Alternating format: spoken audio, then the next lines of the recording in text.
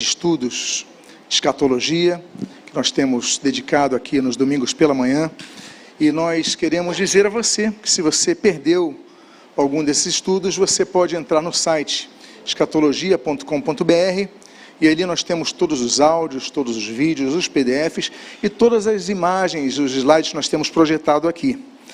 Então, nós vamos dar continuidade a essa série de mensagens, e hoje nós vamos falar sobre a 7ª taça da ira de Deus, que trata sobre, especificamente, a destruição da Nova Babilônia. Temos o gráfico que nós temos colocado aqui, e nós falamos, então, primeiramente, nessa dispensação do juízo, dos 7 selos, das 7 trombetas e das 7 taças da ira. Então, depois dos 6 selos primeiros, nós tivemos o 7º selo, e aí começam a ser tocadas as 7 trombetas. E depois das 7 trombetas do juízo, com a 7ª trombeta, então, se iniciam o derramar das 7 taças da ira de Deus. Já explicamos sobre a ira de Deus no último estudo, já falamos sobre as 6 primeiras taças, e hoje nós encerraremos, então, esse estudo, essa parte tão importante sobre a dispensação do juízo, falando sobre a 7ª taça. O texto de Apocalipse, capítulo de número 16, ele diz o seguinte: então o 7º anjo derramou a sua taça pelo ar, e uma voz forte saiu do santuário do lado do trono, dizendo: está feito. E sobrevieram relâmpagos, vozes e trovões, e ocorreu um grande terremoto, como nunca houve igual desde que há gente sobre a terra. Tal foi o terremoto forte e grande. E a grande cidade se dividiu em 3 partes. Eu vou repetir esse termo. A grande cidade se dividiu em 3 partes. E caíram as cidades das nações. E Deus se lembrou da grande Babilônia, para dar o cálice do vinho do furor da sua ira. Todas as ilhas fugiram, e os montes não foram achados. Também desabou do céu sobre as pessoas uma grande chuva de granizo, com pedras que pesavam mais de 30 quilos. E, por causa do flagelo da chuva de pedras, as pessoas blasfemaram contra Deus, porque esse flagelo do granizo era terrível. Oremos. Pai amado, lemos a Tua palavra, pedimos a Tua graça sobre nós, na continuação desse estudo, e onde nós trataremos a respeito da 7ª taça sendo derramada, o último dos juízos sobre a terra. O que nós pedimos, nós fazemos agradecidos em nome de Jesus. Amém e amém. Bom, então nós temos falado de cataclismas que têm sobrevindo sobre a terra, e nós então finalizamos essa 7ª taça da ira com mais um cataclisma, e mais uma vez uma menção ao Egito, às pragas do Egito. Quando ali houve chuva de granizo, aqui também vai haver, e no caso aqui, grandes pedras, que a Bíblia fala de cerca de 30 quilos, ou seja, pequenos meteoritos, pedaços de meteoritos vão se desfazendo ao entrar na atmosfera, mas vão ainda caindo com pedaços grandes sobre a terra, especialmente sobre a grande cidade, como diz o texto. Qual seria a grande cidade? Na época de João que está escrevendo o Apocalipse, então eles denominavam a grande cidade de Roma. Roma era a grande cidade naquele período, no Império. Não apenas refletida pelo poder político que emanava dos imperadores que se assentavam em Roma, mas profeticamente também mostrando a grande idolatria que afetaria toda a cristandade que viria a partir daquela cidade de Roma, que lembrava então a Nova Babilônia, uma Nova Babilônia. De fato, essa nova Babilônia, ela foi a responsável pela a maior perseguição aos cristãos que não se submeteram a ela ao longo da história. Então ela aponta ao período do poder religioso e ao mesmo tempo militar, bélico, policial, persecutório contra os cristãos, mas também fala do poder que viria posteriormente não aquela cidade, mas aquela região, a Europa, do poder ali simbolizado por Roma. Diz o texto, e agora a gente começa a entrar em Apocalipse 17, que fala mais precisamente sobre essa questão de Roma. Apocalipse 17, de 1 a 6 diz: um dos 7 anjos que tinham as 7 taças veio e falou comigo, dizendo: venha, vou-lhe mostrar o julgamento da grande prostituta, que está sentada sobre as muitas águas. Os reis da terra se prostituíram com ela, e os que habitam na terra se embriagaram com o vinho da sua prostituição. O anjo me transportou no espírito a um deserto, e vi uma mulher montada numa besta escarlate, besta repleta de nomes de blasfêmia, com 7 cabeças e 10 chifres. A mulher estava vestida de púrpura de escarlate, enfeitada com ouro, pedras preciosas e pérolas, tendo na mão um cálice de ouro transbordante de abominações e das imundícias da sua prostituição. Na sua testa estava escrito um nome, um mistério: Babilônia a Grande, a mãe das prostitutas e das abominações da terra. Então vi a mulher embriagada com o sangue dos santos e com o sangue das testemunhas de Jesus. E, quando vi, admirei-me com grande espanto. Bom, vamos então falar sobre essa mãe de todas as prostitutas e das abominações da terra, que fez com que as nações estivessem aos seus pés e fossem derramados os sangues das testemunhas de Jesus. Que Babilônia é essa? Essa Babilônia se refere a Roma. De fato, e é um fato obviamente histórico e registrado, que a influência do Vaticano, que fica dentro da cidade de Roma, a fez sentar-se sobre as muitas águas. Lembro a vocês que o símbolo bíblico de muitas águas são as várias nações. E nós temos então, de uma cidade apenas, emanando influência sobre várias nações da terra. Ou seja, trazendo através da sua idolatria na cristandade por ela disseminada, muita confusão e alcançando muitos povos. Veja o que diz o versículo 18 desse mesmo capítulo. A mulher que você viu é a grande cidade que domina sobre os reis da terra. Então, aquela mulher da visão de João é claramente colocada como a grande cidade. E que grande cidade é essa? É Roma. A grande cidade da época de João era Roma. Então, além de explicitar que a mulher descrita em Apocalipse 17 era a cidade de Roma, a revelação também traz um outro enfoque confirmatório sobre esse dado. E esse confirmatório se traz a respeito dos 7 montes, das 7 colinas, das 7 elevações, sobre as quais a cidade de Roma está montada. Diz o texto desse mesmo Apocalipse 19, no versículo 9, o seguinte: aqui está a mente que tem a sabedoria. As 7 cabeças são 7 montes, nos quais a mulher está sentada. Ou seja, a mulher que é Roma, que é a grande cidade que é Roma, ela está sentada sobre 7 montes. Aí você fala, mas Roma não está sentada sobre 7 montanhas. Mas eu não disse que são 7 montanhas, disse que são 7 montes. E há uma diferença nisso. Principalmente, não apenas no português, que diferencia montanha de monte, como no grego, que eu coloquei o termo grego aí, odós. Você pode colocar na tela, por favor, a projeção do versículo. Próximo versículo, por favor. Isso. Ali. As 7 cabeças são 7 montes, odós, que em grego significa elevação. Aí quando nós vemos então a cidade de Roma, nós vemos exatamente ela, que ela está assentada sobre 7 montes, sobre 7 colinas. Quais são as 7 colinas? Capitolino, Quirinal, Aventino, Palatino, Viminal, Esquilino e Célio. Nós temos um mapa aí para você ter uma noção melhor do que é a cidade de Roma hoje.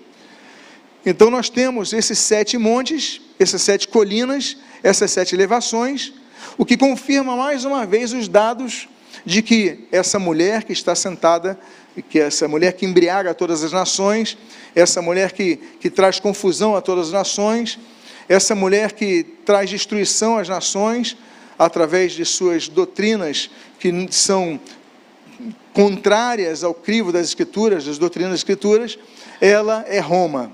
E aí estão os montes ali que você pode ver nesse mapa. Agora, essa característica de Roma é tão notória que na época anterior a João ele vai escrever Apocalipse por volta do ano 90 depois de Cristo. Entre os anos 69 e 79, governou, o imperador que governava em Roma era Vespasiano. E você pode ver numa moeda cunhada naquela época, que ela coloca uma mulher sentada sobre 7 colinas. à direita. Então você pode ver à esquerda a imagem de Vespasiano, e à direita uma mulher sentada sobre 7 colinas, que é Roma. Ali embaixo estão Rômulo e Remo, né, que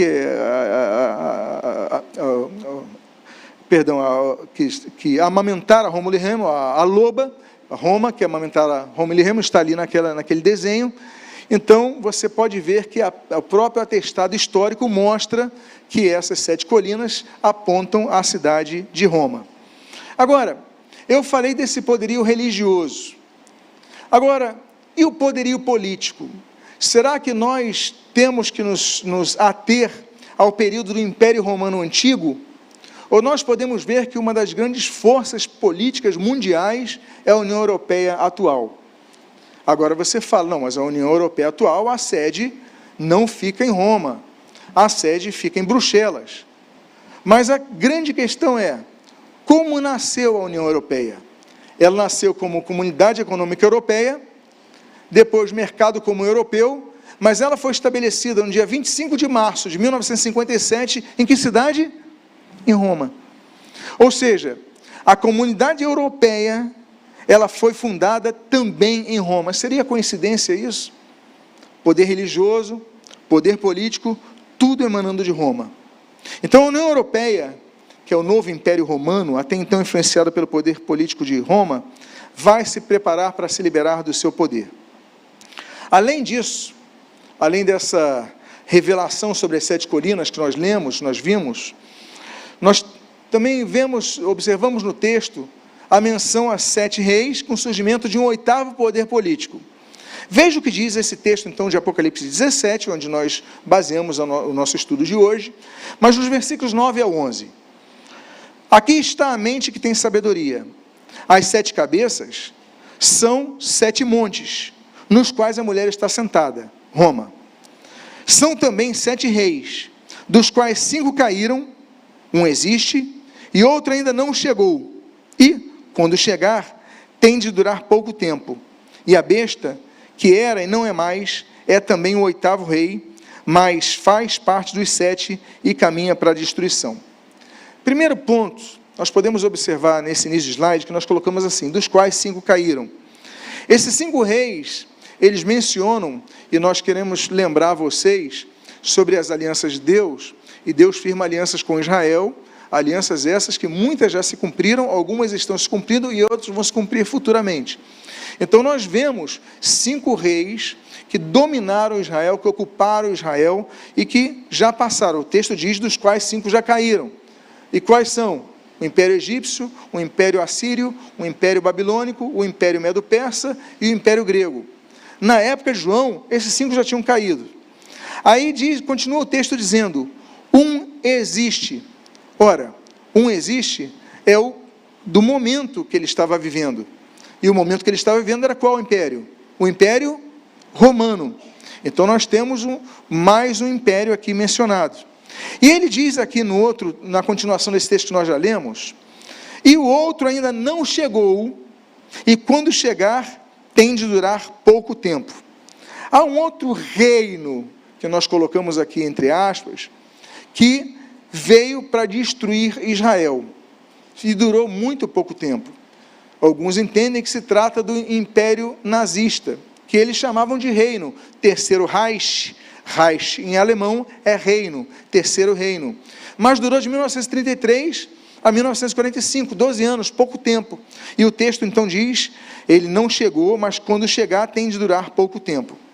Mas o texto continua dizendo o seguinte, e a besta, que era e não é mais, é também o 8º rei, mas faz parte dos 7 e caminha para a destruição. E que 8º rei é esse que viria posteriormente? É o anticristo, sobre os quais nós já estudamos em algumas ocasiões aqui. Bom, voltemos aqui ao texto de Apocalipse, agora 13, no versículo 1. Aliás, vamos avançar mais um slide, por favor. Isso. Essa nova Babilônia simboliza o centro do poder do Império Romano, hoje revivido religiosamente pelo catolicismo romano e pelas denominações cristãs ecumenicamente ligadas a ela, como de maneira política e econômica a União Europeia. Então, nós podemos ver essa mescla naquela região, através de duas fases quanto ao seu poder. Em primeiro lugar, o poder religioso. Pode avançar mais um slide, por favor. Isso. O poder religioso, através da Igreja Católica Romana, que é a sua sede no Vaticano, que fica dentro de Roma. E todas as denominações que estão ligadas a ela ecumenicamente. Inclusive, muitas igrejas ditas protestantes e evangélicas também fazem parte disso. E do seu poder político, que é centralizado na União Europeia, que hoje tem a sua sede em Bruxelas. Pode avançar? Isso. Agora, pode avançar, por favor. A prostituição desta cidade aponta a idolatria promovida por ela após ter um início tão fiel ao Senhor. O Evangelho chegou na Europa e chegou no continente europeu com o advento do Pentecostes. Atos 2 já mostra sobre isso.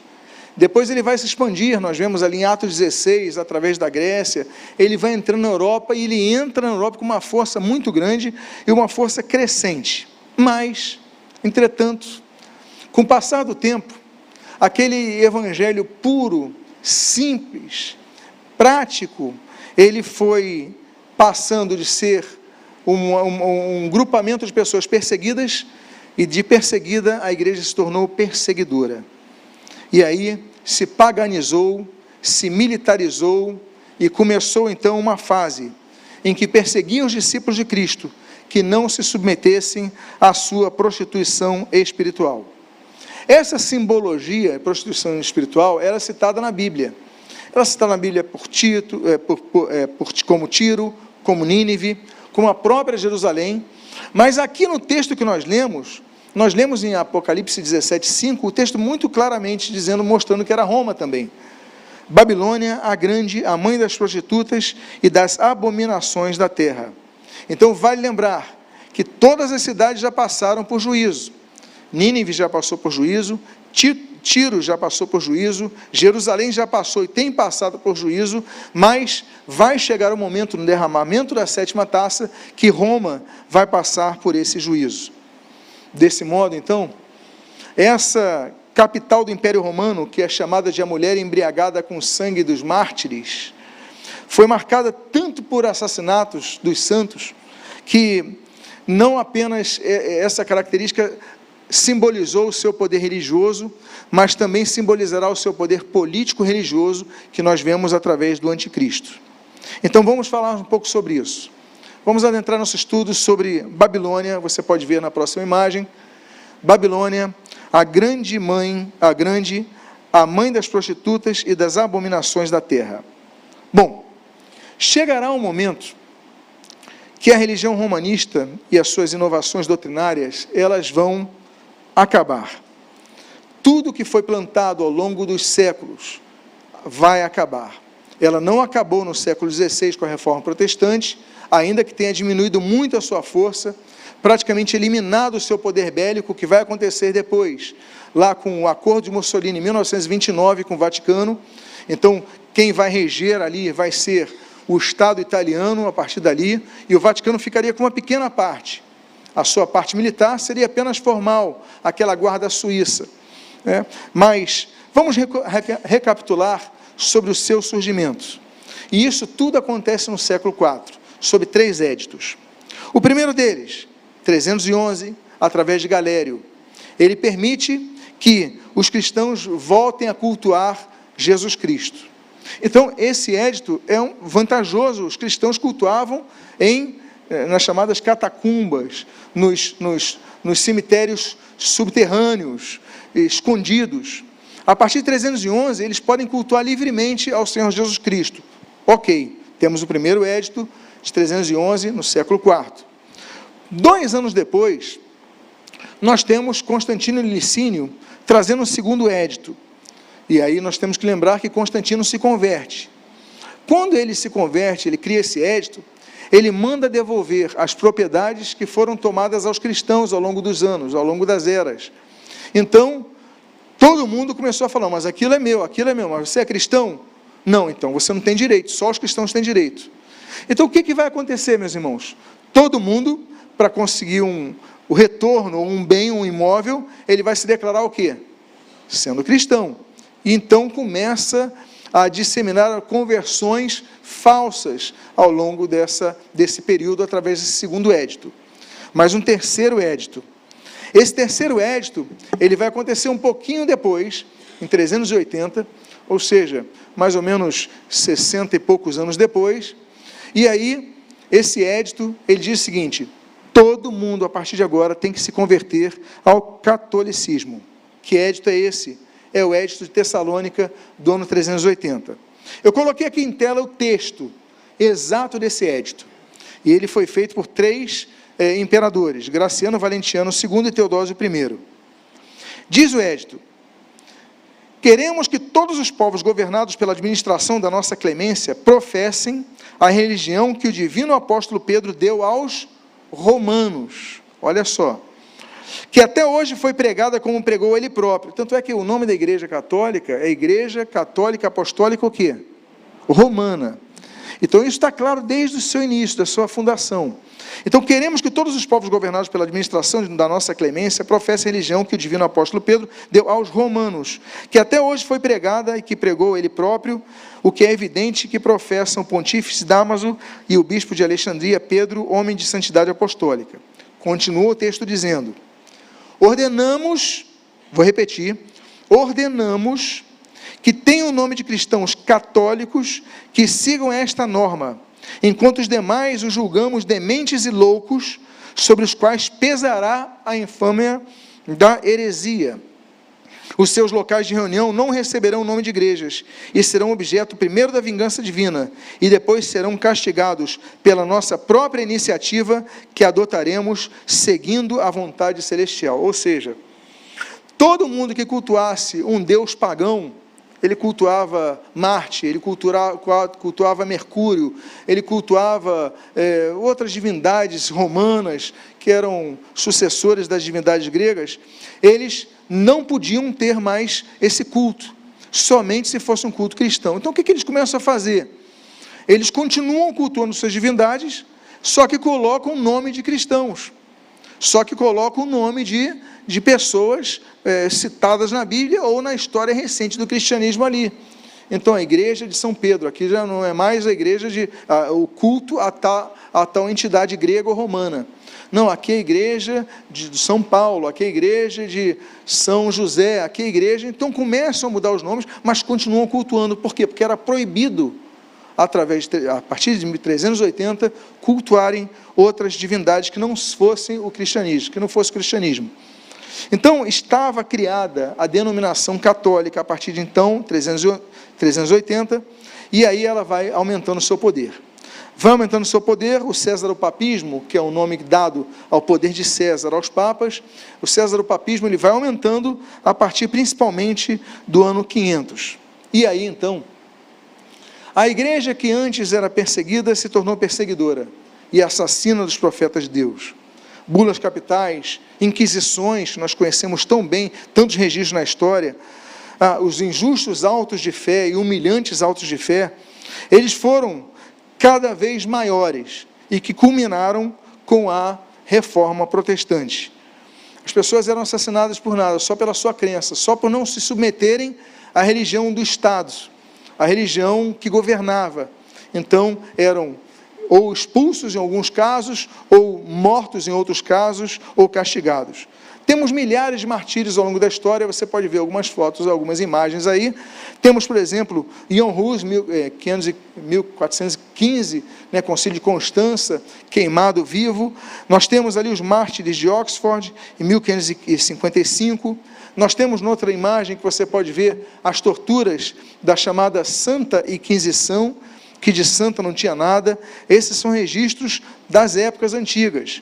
Nós temos os autos de fé, você pode ver no próximo slide, esse de Tomar, lá em Portugal, com vários cristãos e judeus sendo queimados vivos, em Portugal, 1543, e tantos outros. Se eu colocasse registros aqui, não faltariam imagens para colocar. Então, as pessoas começaram a se converter forçadamente. Os judeus, que quem conhece história, já ouviu falar dos cristãos novos, né, judeus que se diziam cristãos, mas continuavam sendo judeus no seu culto particular, mas publicamente, não, eu sou cristão, para poderem sobreviver, para não serem expulsos. Então, além de dessas conversões forçadas, nós temos a observação que a igreja romana, ela começou a tolerar algo que já existiu no cerne do cristianismo, no início do cristianismo, o culto aos santos. A pessoa morria, a pessoa era martirizada, então as pessoas faziam cultos em homenagem ao santo, e aquelas celebrações, homenagem, e aquilo começou a cultuar, as pessoas, eu tive um milagre quando rezei esse santo, e começou então essa idolatria, e a igreja romana começou a tolerar isso, e aí começa a tolerar a continuação dos cultos, que eram do período pré-cristão, no Império Romano, e começa a tudo aquilo que nós vemos no culto aos santos. Então o culto aos santos agora não bastava.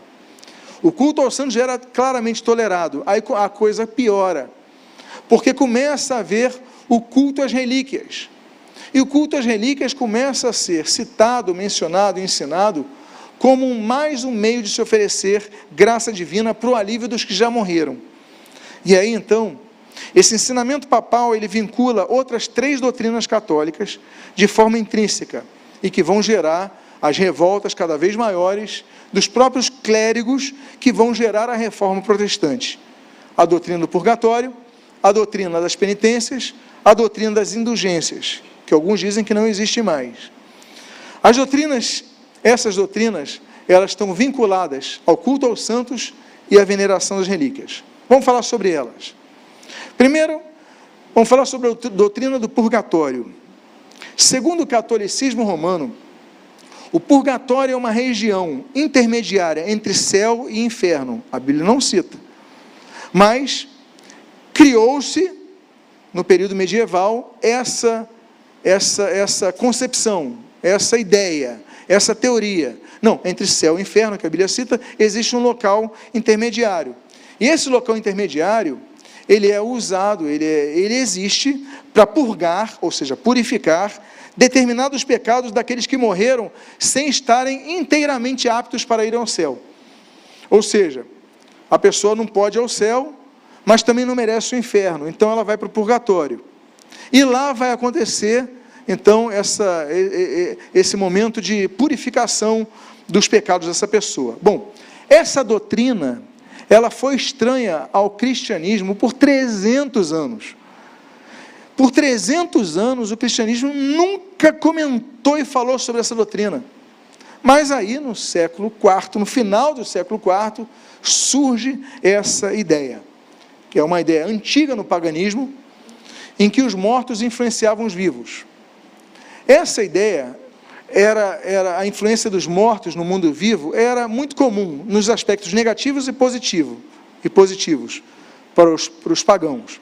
No aspecto positivo, as pessoas rezavam aos seus mortos, e falavam, eu quero proteção numa viagem, me livra nessa tempestade, me livra. Tudo que nós fazemos diretamente a Deus, em nome de Jesus, as pessoas começaram a fazer em nome de pessoas, em santos, ou em mortos, ou, enfim, começavam a orar, e quando começava a alcançar, ver algum livramento nisso, olha, fulano me livrou, Santana me livrou, São Jorge me livrou, São José me livrou, e começou então a amplificar isso. Mas essa intervenção do mundo dos mortos no mundo dos vivos, ela não era apenas positiva, mas também negativa, através, por exemplo, de assombrações.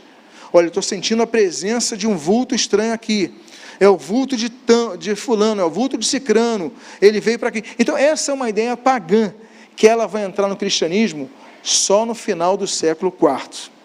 E aí então, com o crescimento dessa doutrina do purgatório, ela vai gerar uma nova perspectiva, que é totalmente oposta a essa doutrina pagã. Qual é a oposição à doutrina pagã? Oposta no sentido de que, no foco, no ponto de vista, se a concepção era que os mortos influenciavam no mundo dos vivos, o catolicismo romano ele começa então a ensinar que os vivos começam a influenciar o mundo dos mortos. Ou seja, as ações dos vivos, elas pretensamente influenciariam o estado dos mortos. Através do quê? Das indulgências. Eles chamam indulgências de sufrágio dos vivos. Até hoje chamam isso daí, sufragia fidelium vivorum. E é feita de várias formas: rezas, esmolas, peregrinações, missas pelos mortos e etc. O início disso começa, como eu falei para vocês, no final do século IV. Em 386, nós vemos, através de Cirilo de Jerusalém, a seguinte expressão: que a missa que as pessoas faziam aqui na terra poderia propiciar a clemência divina aos vivos e aos defuntos. Então começa aqui, olha, você realiza a missa, você então pode ajudar os vivos, mas você também pode ajudar os defuntos, que já morreram. Então isso começa com Cirilo de Jerusalém. Pouco tempo depois, e já outro autor agora, é Crisóstomo, João Crisóstomo, em 407, ele dizia o seguinte, que os vivos podiam rezar para aliviar os mortos, pois, abre aspas, os defuntos tiram disto grande proveito e utilidade. Ou seja, ele já fala que as ações dos vivos, através das missas, através, de rezar para os mortos, pode aliviar eles. Aliviar. Ou seja, eles estão sofrendo, mas não estão no inferno. Ora, mas como é que pode haver sofrimento no céu, se a Bíblia claramente diz que no céu não há sofrimento? Então eles começam a criar esse local intermediário. Pouco tempo depois, o respeitado Agostinho, que falece em 430, por volta de 430, ele declara, ele adota essa ideia e amplifica essa ideia herética. E Agostinho diz: as almas dos defuntos, olha só o que ele diz, as almas dos defuntos recebem alívio pela piedade de seus parentes vivos. Agostinho, a alma dos defuntos recebe o quê? Alívio. Não estão no céu, não estão no inferno, estão no purgatório, através de seus parentes vivos. E aí, com o surgimento do Dia dos Finados, essa teoria, essa doutrina estranha ao cristianismo, em seus 300 primeiros anos, ela começa a se popularizar grandiosamente, porque no Dia dos Finados, as pessoas vão fazer o quê? Vão aos cemitérios, prestar homenagem aos finados, e aí começa agora a rezar por eles, e rezar por eles para trazerem alívio a outros.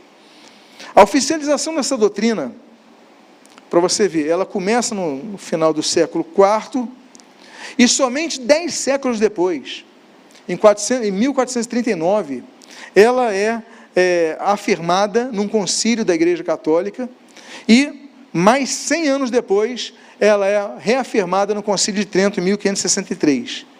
Aí você fala, não, mas isso não existe mais.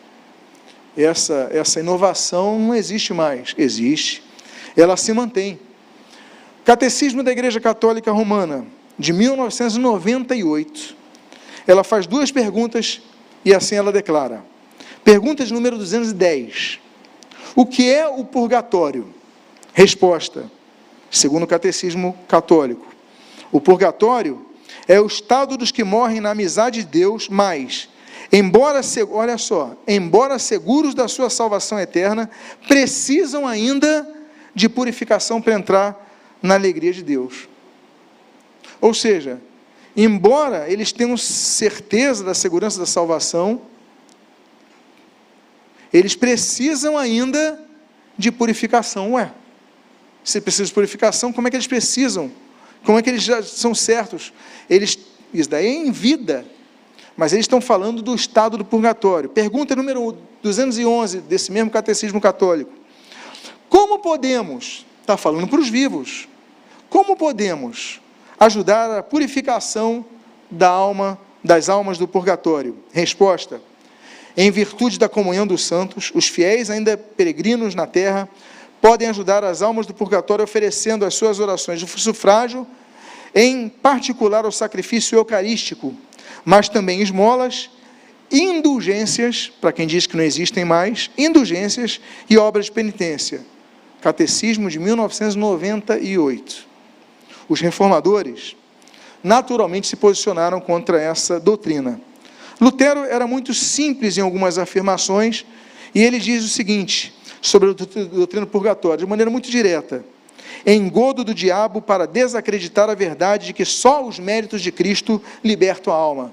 Então não são os méritos nossos aqui na terra que vão libertar a alma do purgatório. Quem liberta é Cristo, só Cristo. Então isso é suficiente. Qualquer coisa é invenção do diabo. Zwinglio, o reformador suíço, ele vai dizer o seguinte: as verdadeiras escrituras sagradas nada sabem de um purgatório após esta vida. Nos seus 67 artigos, ele escreve no artigo 57 sobre isso. João Calvino também é muito franco, muito direto, quando vai escrever nas suas Institutas, no volume 3, no capítulo 5, o seguinte: portanto, precisamos gritar quanto pudermos e afirmar que o purgatório é uma perniciosa invenção de Satanás, que destrói todo o valor da cruz de Cristo, e que infere uma gravíssima afronta à misericórdia de Deus, dissipa e destrói a fé. Deixo de considerar essas superstições mais crassas, e é uma superstição, com as que eles têm fascinado as mentes dos simplórios. Superstições essas que, no entanto, são inumeráveis. Aí nós vamos para o catecismo protestante, que é o catecismo de Westminster. Na pergunta 37, de maneira biblicamente clara, eles respondem: quais são as bênçãos que os fiéis recebem de Cristo na hora da morte? Então, morremos, os fiéis de Cristo morreram. Resposta: as almas dos fiéis, na hora da morte, são aperfeiçoadas em santidade e imediatamente entram na glória. E os corpos que continuam unidos em Cristo descansam na sepultura até a ressurreição. Não existe purgatório. Os santos, ao morrerem, vão diretamente para a glória. Então, essa é uma das bases mais claras que o protestantismo nos lega no seu resgate à igreja. Falamos, então, da primeira doutrina do purgatório, vamos à segunda doutrina. E a segunda doutrina é da penitência e o pretenso poder absurdo da absolvição sacerdotal. A penitência é o quarto dos 7 sacramentos do catolicismo romano. E é uma prática que pretende levar o pecador a conseguir a absolvição dos seus pecados, através do oferecimento de uma graça santificadora, entre aspas, por um sacerdote católico romano. Ela vai se desenvolvendo gradualmente, ao longo do tempo ela vai se desenvolvendo, e hoje, então, ela se consolida em 4 fases, para o pecador, segundo a Igreja Católica Romana, ter os seus pecados absolvidos. Primeira fase, contrição. Segunda fase, confissão auricular a um sacerdote católico romano. Olha só. Terceira fase, penitência, chamada de satisfação. Então você faz isso. Reza um Pai Nosso, 5 Aves Marias, sobe a escadaria da Penha, acende uma vela, dá uma esmola a um pobre. Ele vai dar alguma recomendação, e aí então o católico romano ele vai ouvir isso e vai então falar: olha, então tá bom, eu vou fazer isso. E a quarta fase, que é a mais colossalmente absurda, é a absolvição dos pecados da parte do sacerdote, quando ele declara: eu te absolvo dos teus pecados, em nome do Pai, do Filho e do Espírito Santo. Então, depois que dessas 4 fases, ele fala: eu te absolvo. Peraí, ele me absolve de pecados? Ele nos absolve de pecados? Bom, essa doutrina naturalmente é nova, é recente em relação ao cristianismo. E tal doutrina foi sendo então ampliada através de tabelamentos. As pessoas vão criando as suas tabelas de pecados. Então, seu pecado é esse? Então você faz isso. Tantos Pai Nosso, tantos escadarias de joelho. Mas se o pecado for maior, não, eu adulterei, aí não, eu matei, aí não, eu... Então, peraí, vai aumentar a tabela. Existe um penitencial no século VII, em 615, de São Columbano. E a tabela de penitências que ele criou é o seguinte: homicídio, jejum de 10 anos. Homossexualismo, jejum de 10 anos. Fornicação, na primeira vez, jejum de 3 anos. Fornicação, mais de uma vez, jejum de 7 anos. Roubo, jejum de 7 anos. E autossatisfação sexual, jejum de 1 ano. Então começa a se criar um tabelamento para o tipo de pecado. Não, pequei assim, então tá bom. Então seu jejum, então, claro que não era jejum integral. Mas ninguém fazia isso. Ninguém cumpria essas tabelas. São invenções humanas. Assim como muitos líderes evangélicos fazem coisas semelhantes na igreja, naquela época faziam, e absurdas, porque eles tinham um poder muito grande e que era inquestionável. somente no século XI, que o perdão dos pecados passou a ser oferecido aos fiéis, ao penitente, de maneira mais prática. Bastava procurar um sacerdote católico romano, um padre, por exemplo, e ele então, ao ouvir tua confissão, ele te perdoava. E aí nós temos então uma declaração do Papa Inocêncio III. No Concílio de Latrão, começa então o século XIII, olha só, 1215. O Papa Inocêncio III diz o seguinte, que todas as pessoas deveriam confessar seus pecados a um padre, ao menos uma vez por ano. Então, até 1215, temos mais de 1000 anos de cristianismo, ninguém era obrigado a confessar um padre. A Bíblia fala para nós confessarmos uns aos outros, não um padre. Tanto é que Lutero, ele vai desenvolver, uma das doutrinas da Reforma Protestante é o sacerdócio universal do crente.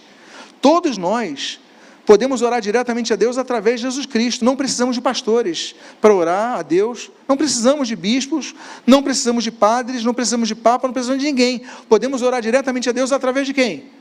Jesus, é o único mediador entre Deus e os homens. Mas, em 1215, ele falou, não, o católico, ele tem que procurar um padre uma vez no ano para se confessar. Aí nós avançamos alguns séculos depois, e essa doutrina fica tão firmada, e passa a ser tão obrigatória, que começam a questionar. E aí temos a Reforma Protestante, 1517. E a Reforma Protestante, os reformadores todos falam, não precisa fazer isso. Inclusive pelo que eu falei aqui. Aí o Papa, o Júlio III, ele diz o seguinte, se alguém disser que a absolvição sacramental que é dada pelo sacerdote não é um ato judicial, senão um mero ministério de pronunciar e declarar os pecados, que os pecados serão perdoados ao penitente, com a única condição de que se acredite que está absolvido, ou que os sacerdotes façam absolvição não séria, mas apenas por trapaça ou zombaria, ou disser que a confissão do penitente não é necessária para que o sacerdote o absolva, vou repetir, para que o sacerdote o absolva, olha absurdo, vírgula, seja excomungado. Então, todo católico, a partir de 1551, seria expulso da Igreja Católica se não acreditasse que os padres absolviam pecados. E aí, então, nesse mesmo concílio do Papa Júlio III, ele declara que o principal momento da confissão é realmente a declaração do padre. Veja o que ele diz na 14ª sessão desse concílio, que essa sessão é realizada em 1551. Ensina, além disso, o Santo Concílio, que o princípio do sacramento da penitência, e no qual principalmente consiste sua eficácia, se concentra nas palavras do ministro, eu te absolvo. Então, para ele, o momento principal é quando um padre, a partir do século XVI, falasse eu te absolvo. Esse é o momento principal. Ou seja, eu cito aqui, podia citar vários reformadores, pré-reformadores, se eu cito um pré-reformador, o John Wycliffe, sobre essa inovação. Ele vai falar isso, vai ser declarada, essa sua declaração, como herética no Concílio de Constança, 1415, e o decreto do Papa Martinho V, em 1418. Qual é a declaração que é considerada até hoje herética pelos católicos romanos, pelo papado? A frase de Wycliffe é, se o homem está devidamente contrito, toda confissão exterior é para ele supérflua e inútil, pura verdade bíblica. Se o seu coração está contrito, ele ora a Deus em nome de Jesus, isso basta, está perdoado, não precisamos de homem nenhum, não precisamos de pastor nenhum, precisamos de bispo, de padre, de papa, de ninguém. Oramos a Deus em nome de Jesus com o coração contrito, Ele perdoa os pecados. Terceira doutrina, falamos do purgatório, falamos desses absurdos da confissão auricular, da penitência, e agora vamos falar da doutrina das indulgências. A doutrina das indulgências tem a pretensão, mais uma pretensão, de conceder perdão dos pecados de forma parcial ou integral, dentre aqueles pecados que não foram eliminados com o sacramento da penitência. Então a pessoa não teve não conseguiu, através de penitência, ter todos os seus pecados perdoados, e aí então Então tá bom, não tem problema, nós temos uma indulgência, temos aqui uma possibilidade de você terminar com esses pecados, zerar os pecados. Então, no século VIII, surgiu uma nova doutrina extra-bíblica chamada os tesouros da igreja. Bom, o que seria isso? Quando o sacrifício de Jesus e as boas obras realizadas pelos cristãos em vida, eles faleceram e vão direto ao céu, ou seja, sem passar pelo purgatório, os que vão direto ao céu, eles deixariam um excedente de santidade na administração da Igreja Católica Romana. E essa santidade, como se fosse um banco de dados, um banco de horas, um saldo de santidade, ela seria distribuída a qualquer um pelo Papa, de maneira livre. Ou seja, Jesus, ele morreu, foi direto ao céu, na concepção deles, então deixou muita graça aqui para ser distribuída. Outros santos também foram direto ao céu, também deixaram graça, então nós podemos distribuir elas. Então seria como se fosse um saldo disponível para que pudesse ser disponibilizado. Como é que eles chamam esse saldo? Eles chamam de depósitos, que eles chamam de cúmulos, ou tesouros de méritos, tesouros meritorum, ou bens espirituais da comunhão dos santos. São os nomes atuais que a Igreja Católica Romana coloca nesse saldo a ser distribuído, de santidade a ser distribuído. E eles são distribuídos não apenas para os vivos, mas também para os mortos, como nós lemos no Catecismo da Igreja Católica Romana. Abre aspas. Pode colocar isso. A indulgência obtém-se mediante a Igreja Católica, que, em virtude do poder de ligar e desligar, que lhe foi concedido por Jesus Cristo, intervém a favor de um cristão e lhe abre o tesouro dos méritos de Cristo e dos santos, para obter do Pai das misericórdias o perdão das penas temporais devidas pelos seus pecados.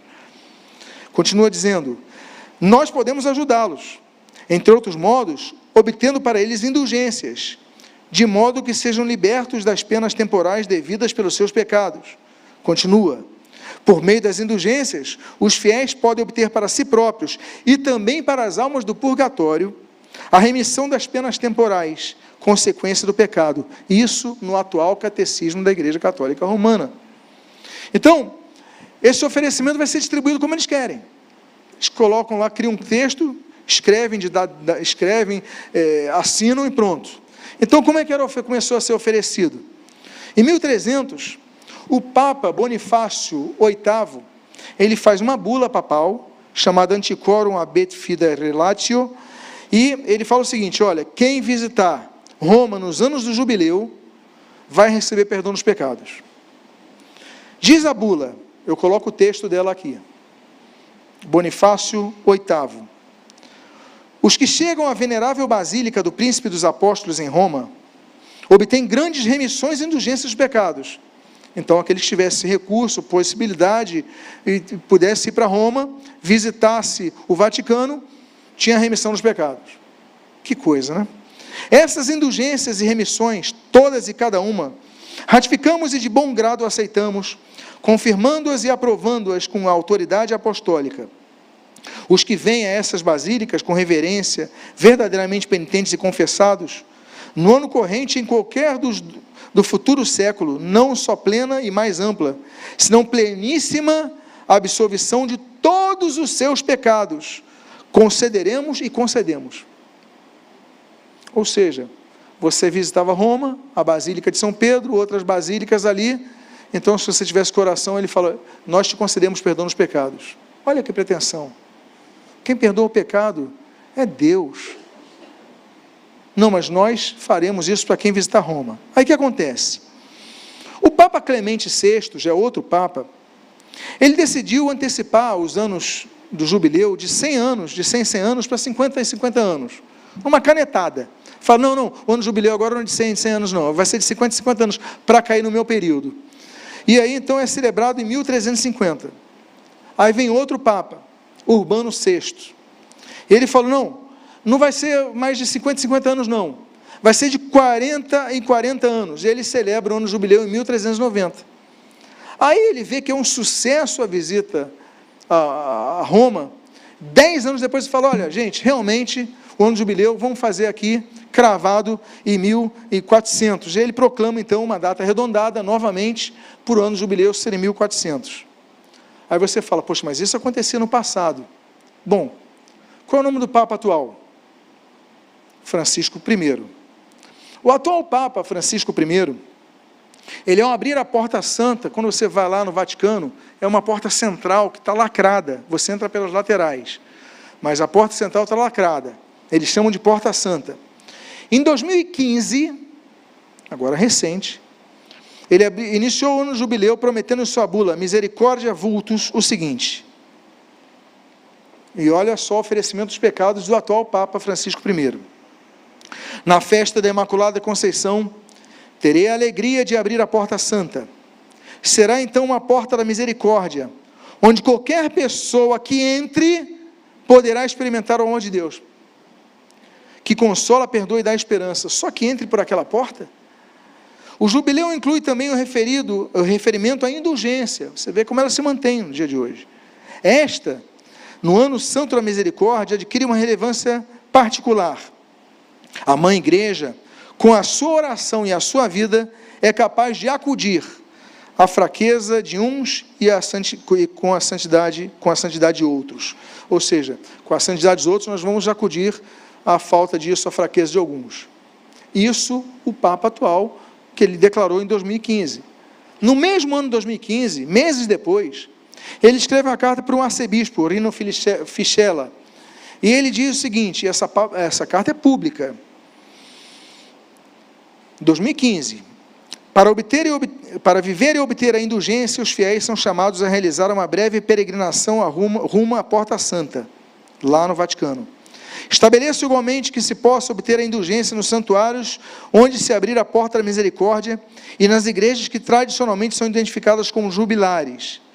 Enfim, a indulgência jubilar pode ser obtida também para os quantos faleceram. Olha só. Então, se eu passar por aquela porta, eu posso conseguir uma graça para mim, mas uma graça para os meus parentes que morreram. Claro que isso vai levar pessoas basílicas onde tem a porta santa. Continua o texto, continua a declaração dele. Podemos, no grande mistério da comunhão dos santos, rezar por eles, para que o rosto misericordioso do Pai os liberte de qualquer resíduo de culpa. Decidi, olha só, a petulância, decidi conceder a todo sacerdote para o ano jubilar a faculdade de absolver o pecado do aborto, quantos o cometeram, e arrependidos de coração pedidos que lhes sejam perdoados. Estabeleço por minha própria vontade que quantos, durante o ano santo da misericórdia, se aproximarem para celebrar o sacramento da reconciliação junto dos sacerdotes da Fraternidade São Pio X, recebam validamente e licitamente a absolvição dos seus pecados. Ou seja, eu decido conceder aos padres o poder de perdoar os pecados. Quem fez aborto, é o caso do contexto dessa carta, olha, se alguém cometeu aborto, que é um pecado, nós sabemos, mas o Papa diz, eu decido conceder aos padres o poder de perdoar o pecado de quem fez. Peraí, antes de 2015, os que cometeram aborto em 2015, não podem pedir perdão dos pecados a Deus em nome de Jesus? Claro que podem, são perdoados, mas ele, eu decido, meu Deus, nada mudou, mudou o marketing, mudou a imagem, coisas muito boas são feitas, como as obras sociais, não podemos negar isso, mas as doutrinas permanecem as mesmas. Os tipos de indulgências chegaram a 7, mas agora são 2 tipos de indulgências, como nós vemos no Manual das Indulgências de 1990. Quais são os 2 tipos de indulgências? Norma 2, a indulgência é parcial ou plenária, ou seja, o Papa ele pode considerar aos padres perdoarem os pecados de maneira parcial ou plena, todos os pecados, da plena temporal devida pelos pecados, e a norma 2 do Manual de Indulgências. No Catecismo da Igreja Católica também menciona, a indulgência é parcial ou plenária, consoante liberta parcialmente ou na totalidade da pena temporal devida ao pecado. E aí nós temos que lembrar o seguinte, bom, volto a dizer, eles concedem indulgências conforme a canetada deles. Eles criam um texto, assinam, bom, então isso daí é o que vale. Ok. Agora, acreditar nisso já é outra coisa. Isso aconteceu para aqui, para o Rio de Janeiro. E aí, quem nos assiste pela internet, estamos numa igreja no Rio de Janeiro, e nós experimentamos o movimento da chamada Jornada Mundial da Juventude. Quando se lembram disso? 2013, que encheu Copacabana ali, ok. Declaração do Papa pode ser vista na sede da Penitenciária Apostólica de 24 de junho de 2013. Olha o que ele disse. Santo Padre Francisco, desejando que os jovens possam obter os esperados frutos de santificação através da 28ª Jornada Mundial de Juventude, manifestando o coração materno da Igreja Católica Romana do tesouro das satisfações. Lembra o texto, o termo que eu usei? Os tesouros e satisfações de nosso Senhor Jesus Cristo, da bem-aventurada Virgem Maria, colocou Maria no meio, e de todos os santos. Concordou que os jovens e todos os fiéis adequadamente preparados pudessem usufruir do dom das indulgências. Como segue: A. Concede-se indulgência plenária, aplicada como sufrágio pelas almas dos fiéis defuntos, para os fiéis verdadeiramente arrependidos e contritos, que com devoção participaram dos ritos sagrados nos exercícios piedosos que se realizarão no Rio de Janeiro. Então, as pessoas que viessem ao Rio de Janeiro já poderiam, então, conseguir uma indulgência plenária, uma indulgência, completa. Eu vim no Rio para a Jornada Mundial da Juventude, estou com o coração contrito, que bastaria, então eu vou receber do Papa perdão de todos os meus pecados. B. Concede-se a indulgência parcial aos fiéis. Mas se esse não é o seu caso, nós podemos dar uma indulgência parcial, onde quer que se encontrem durante o evento. Você não precisa ir no Rio de Janeiro. Se você for no Rio de Janeiro, você vai ter o perdão total. Se você não puder ir, você conseguir um perdão parcial. Olha a malignidade da coisa. Pelo menos elevarem fervorosas orações a Deus, concluindo com a oração oficial da Jornada Mundial da Juventude e invocações devotas à bem-aventurada Virgem Maria, Rainha do Brasil. Depois você fala que não tem idolatria nisso. Um dia a taça da ira vai ser derramada. Sob o título de Nossa Senhora da Conceição Aparecida, além dos outros padroeiros intercessores do mesmo evento, a fim de que estimulem os jovens a reforçarem-se na fé e a levarem uma vida santa, o Papa atual. E eu finalizo essas doutrinas romanas com uma quarta, que é a denominada culto ou venerações das relíquias, que nós chamamos também de culto aos objetos. Voltemos ao Concílio de Trento, mas noutra sessão, que acontece em 1563, já é o Papa Paulo III. Ele diz o seguinte, sobre o culto aos objetos: ordena o Santo Concílio a todos os bispos e demais pessoas que tenham encargo ou obrigação de ensinar, que instruam com exatidão aos fiéis, antes de todas as coisas, sobre a intercessão e invocação dos santos, honra das relíquias e uso legítimo das imagens. Os fiéis devem também ser instruídos para que venerem os santos corpos dos santos mártires. Devem ser condenados os que afirmam que não deve se honrar nem venerar as relíquias dos santos. Olha só, se você não honra e venera as relíquias dos santos, você é condenado. Isso, 1563, a reforma foi 1517, uma reação à reforma. Continua dizendo, devem ser condenados os que afirmam que não deve se honrar nem venerar as relíquias dos santos, ou que é vã a veneração a essas relíquias, e outros monumentos sagrados recebem dos fiéis, que são inúteis as frequentes visitas às capelas dedicadas aos santos, com a finalidade de alcançar seu socorro. Se alguém ensinar ou se sentir ao contrário a esses decretos, seja excomungado. Ou seja, se você não acredita que você se prostrar diante de um osso, diante de uma medalha, então você é excomungado da Igreja Católica, declaração de um Papa. Essas relíquias que são cultuadas pelos católicos romanos são pedaços de corpos de pessoas, ou possivelmente pedaços de corpos de pessoas, ou objetos que acompanharam essas pessoas, que foram tidos como milagrosos, seja por aproximação ou contato direto. Então, quando a reforma explode, somente no catálogo de Wittenberg, de 1516, Lutero vai cravar as 95 teses em 31 de outubro de 1517. Chega um catálogo em Wittenberg, em 1516, do eleitor Frederico III o Sábio.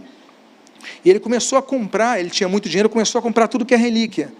me dá uma relíquia desse logo, e começou a fazer Wittenberg como uma cidade que tinha mais relíquias para serem cultuadas pelos católicos em toda a Europa. Em 1516 ele tinha 17.443 peças, e se você conseguisse venerar todas, você teria 127.199 anos e 106 dias de indulgências, ou seja, ficaria menos tempo desse no purgatório para ir direto para o céu. Quais são as peças que ele tinha? Catálogo de Wittenberg. Um dente de São Jerônimo, um dente de Santa Beatriz, 4 pedaços do corpo de São João Crisóstomo, 6 ossos de São Bernardo. E aí, quem garante que era de São Bernardo? Quem garante que esse dente era de São Jerônimo? Quem garante que esse dente era de São Beatriz? 4 fios de cabelo da Virgem Maria, um retalho das fraldas de Cristo, um fio da barba, um prego de sua cruz e um espinho da coroa colocado na cabeça de Jesus na Sexta-feira Santa. Ainda coloca um fio de cabelo de Jesus, um pedaço da Arca de Noé, um osso da perna de Santa Juliana, os pelos da barba do gigante São Cristóvão, que nunca existiu. São Cristóvão nunca existiu. 2 dedos e uma das mãos dos santos inocentes.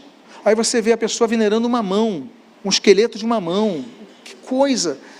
Um pedaço da madeira do presépio de Belém, um pouco da ferrugem do forno em que foram lançados 3 jovens hebreus na Babilônia. Ali uma ferrugem, as pessoas dobravam seus joelhos diante daquela ferrugem. Aí você fala, não, isso foi em 1516. Hoje em dia, a Igreja Católica Romana não permite mais fazer isso não existe mais isso não. A igreja mudou. Olha só, continua sendo cultuado objetos sendo cultuados em várias igrejas do mundo afora, como, por exemplo, aqui eu coloco alguns exemplos. O Santo Sudário em Turim, que dizem ter sido o Santo Sudário de Jesus. Se foi ou se não foi, você não vai se prostrar a uma roupa, um tecido. Meu Deus! A cabeça de Tito, isso daí está na Catedral de Creta. Peguei uma fila para tirar foto do lado de um crânio, de uma caveira. E eu vi as pessoas lá rezando diante dessa caveira. É uma catedral ortodoxa, mas é idolatria mesma. Estão lá rezando. A túnica de Jesus costurada por Maria na Catedral de Trèveris. Outra imagem, por favor, a outra cena. A túnica de Jesus usada no caminho da cruz, na Basílica de Saint-Denis, em Argentois, Paris. Ou seja, você chega e quem garante que era a túnica de Jesus? E fazem fila para cultuar. A roupa de Maria na Catedral de Chartres, as sandálias de Jesus na Abadia de Prim, um pedaço do berço de Jesus na Basílica de Santa Maria Maior, em Roma. Aí não, aqui tem uma madeira, essa madeira é um pedaço do berço de Jesus. As pessoas estão lá se prostrando diante disso. Os ossos dos 3 reis magos na Catedral de Colônia, estive lá vendo isso. Os ossos de Tiago na Catedral de Santiago de Compostela, foi interessante. Eu já fui lá várias vezes, que é perto da terra do meu pai, apesar de ser em Portugal, mas é próxima à fronteira com a Espanha. Mas é interessante que quando você entra, é uma fila enorme para passar pelos ossos de Tiago. Aí são 4 entradas. Em uma delas, no cantinho, tem um santuário para Jesus. Ninguém está lá. Todo mundo está para ver os ossos de Santiago. Ninguém está para o cantinho separado para Jesus. Isso é um absurdo. Os braços de São Francisco Xavier, na Catedral de Macau, e na Igreja de Jesus em Roma. A coroa de espinhos, na Catedral de Notre Dame, essa que foi reinaugurada agora, depois do incêndio. Uma roupa de Maria, quando Jesus nasceu, na Catedral de Aachen, e olha aí os padres fazendo idolatria, passando as pessoas, rezando as pessoas, e eles ali incentivando, não só tolerando, mas ensinando, incentivando. Um pedaço da cruz de Jesus, só em Portugal, tem 6 igrejas que dizem tê-lo. Só em Portugal. Um cálice da última ceia, apesar de ter sido um, tem 2 cálices em 2 igrejas católicas, na Catedral de Gênova e na Catedral de Valência. Então, estão lá. Os espinhos da coroa de Jesus, existem mais de 700. Lembra que eu coloquei a coroa de Jesus ali na Catedral de Notre Dame? além daquela coroa que está completa, praticamente completa, porque mais do que aquilo seria um exagero numa cabeça, mas existem mais de 700 templos católicos que dizem ser pedaços da coroa de Jesus, tais como Basílica de São Pedro, Basílica de São João Laterano, Catedral de Barcelona, Santa Cruz de Jerusalém e etc., que é essa foto daí. A lança que feriu Jesus. Então, apesar de ter sido uma lança, tem 5 igrejas que você pode encontrar a lança de Jesus. Foi só uma lança, mas tem 5 igrejas que oferecem você cultuar essa relíquia. Basílica de São Pedro, Palácio de Viena, que é esse da foto, Mosteiro de Ermiadzin, na Armênia, Igreja de São Pedro, Antioquia e Igreja da Cracóvia. Ou seja, 5 lanças, mas foi uma só. Como é que eles fazem? Eles continuam permitindo essa veneração. Os pregos da cruz foram 3, nas mãos e uma cravando os 2 pés. Hoje tem 30 templos católicos que dizem que tem os pregos da cruz. Foram 3, tem 30. E o que se faz a Igreja Católica hoje? Proíbe, diz, não, peraí, foram só 3, não tem lógica terem 30. E aí tem Roma, Veneza, Aachen, Madrid, Nuremberg, Milão, Praga, Monza, Trier, Bamberg, Catânia e Siena, que é esse da foto, dentre outras. A escala sancta, que seria os degraus, os 28 degraus que conduziam ao Palácio de Pilatos. Bom, essa daí é a Igreja de São Laterano, São João Laterano em Roma, mas pode ser encontrada na Igreja de São Paulo em Campilli, Basílica de Santa Ana na França, na Alemanha, na República Tcheca, no Canadá, em tantos outros lugares. A língua de Santo Antônio é cultuada hoje. Isso na Basílica de Pádua. Você for na Itália, você vai ver pessoas se dobrando para cultuar, venerar, pedir uma graça a Santo Antônio, uma língua. Meu Deus! O sangue de Jesus não é apenas a expressão que eu estou dizendo, não. Isso daí pode ser venerado, segundo ele, está lá, na Catedral de Bruges, na Bélgica.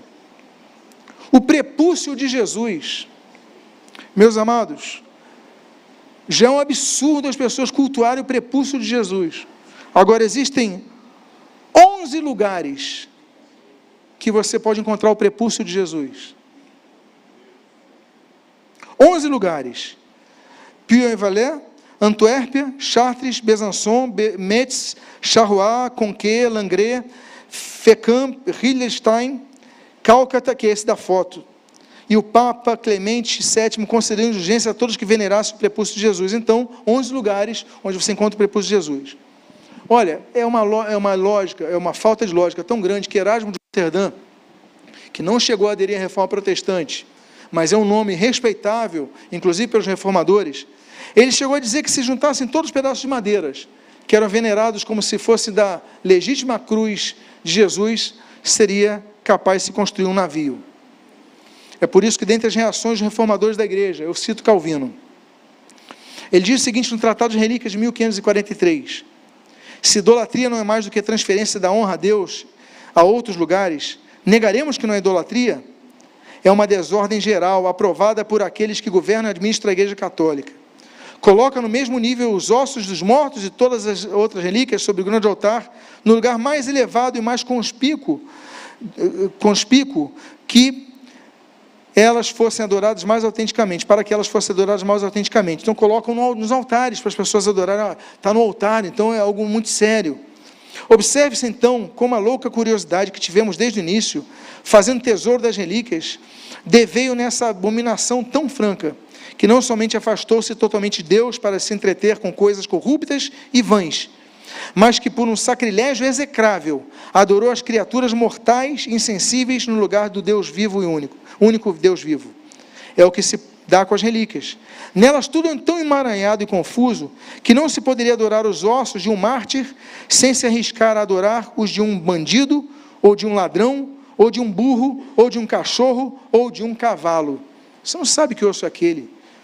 Então, toda essa idolatria, que tem sido criada, tolerada, ensinada e ordenada no meio da cristandade, um dia vai chegar ao seu fim. Isso vai gerar uma alegria na Europa que hoje nós sabemos. Não é necessário você fazer uma pesquisa para saber que a Europa tem crescido o número de pessoas que não acreditam em Deus. Um continente que já foi cristão, ou já foi integrante da cristandade, como eu prefiro até dizer, depois de tudo isso que eu coloquei aqui, mas cada vez menor de cristãos professantes. E aí então haverá celebração com a destruição de Roma. O secularismo, de fato, ele dominou a Europa e tem rejeitado cada vez mais as religiões. E tal juízo vai fazer com que tais nações, influenciadas pelo anticristo, em seu objetivo a ser cultuado, e saturadas das intromissões, das invenções religiosas, nós mesmos ficamos saturados de coisas que nós vemos no meio evangélico, meus irmãos. A gente vê cada absurdo, a gente fala das indulgências dos católicos romanos, e olha, tem gente oferecendo graça por Pix, tem gente fazendo oração, eu faço oração se você transferir um Pix para mim. Heresia, corrupção, absurdo. Então, a igreja evangélica não está fora disso não, está dentro também disso. Então, intromissões disso vão trazendo repulsa às pessoas. E aí então, avançamos para Apocalipse 17, quando nós lemos, pode avançar então o slide, por favor. Os 10 chifres que você viu e a besta, esses odiarão a prostituta. Eles a deixarão devastada e nua, comerão as carnes dela e a queimarão no fogo, porque Deus incutiu no coração deles, que realizem o seu propósito, executem-no de comum acordo e deem à besta o reino que possuem, até que se cumpram as palavras de Deus. Então, claro que na hipocrisia política vai haver lamentos. Apocalipse 18:9 diz: os reis da terra, que com ela se prostituíram e viveram em luxúria, vão chorar e se lamentar por causa dela, quando virem a fumaça do seu incêndio. Então, dessa forma, meus amados irmãos, a matriz de toda a adulteração mundial do cristianismo, com seu terrível declínio espiritual e o sangue dos cristãos que foram perseguidos ao longo da história, vai fazer com que um dia essa Babilônia caia. Diz Apocalipse capítulo 8, de 1 a 3, versículo 6, o seguinte: depois destas coisas, vi descer do céu outro anjo que tinha grande autoridade, e a terra se iluminou com a sua glória. Então exclamou com potente voz, dizendo: caiu a grande Babilônia. Ela se tornou morada de demônios, refúgio de toda espécie de espírito imundo, e esconderijo de todo tipo de ave imunda e detestável, pois todas as nações beberam do vinho do furor da sua prostituição. Então vi a mulher embriagada com o sangue dos santos e com o sangue das testemunhas de Jesus. E o que acontece com as pessoas que estão lá dentro? Por esse motivo, e ele fala, tem salvação lá dentro. Claro que pessoas vão ouvir a palavra, ler a palavra, e o Espírito Santo vai falar: sai dela, tem que sair dela, porque é um meio onde houve a adulteração espiritual. Então sai dela, e aí devem sair dela. Apocalipse 18, 4 a 6 diz o seguinte: ouvi outra voz do céu dizendo: saiam dela, povo meu, para que vocês não sejam cúmplices em seus pecados e para que os seus flagelos não caiam sobre vocês, porque os pecados dela se acumularam até o céu, e Deus se lembrou das injustiças que ela praticou. Retribuam-lhe como também ela retribuiu, paguem-lhe em dobro segundo as suas obras, e no cálice em que ela misturou as bebidas, misturem dobrado para ela. E essa queda vai ser definitiva, assim como aconteceu com a Babilônia original. Apocalipse 18, e eu vou caminhando para a nossa conclusão. Versículos 23 a 24. Também nunca mais brilhará em você a luz de uma lamparina, e nunca mais se ouvirá em você uma voz de noivo ou de noiva, pois os seus mercadores foram os grandes da terra, porque com a sua feitiçaria você seduziu todas as nações, e nela foram encontrados sangue dos profetas, dos santos e de todos que foram mortos sobre a terra. Eu concluo dizendo o seguinte: finalizamos com esse estudo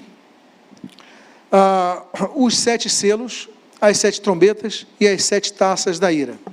Ou seja, finalizamos, estamos indo para a conclusão, para o ápice dessa conclusão, do final dessa conclusão, que vai apresentar a volta de Jesus.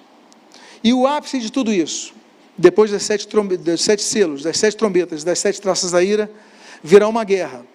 Voltando ao contexto de Israel, o cerco final a Jerusalém. Então, em nosso próximo estudo, nós vamos falar sobre o Armagedon e o cerco final a Jerusalém. Que Deus possa ter abençoado a sua vida de maneira rica e abundante, em nome de Jesus. Fiquemos de pé, vamos orar.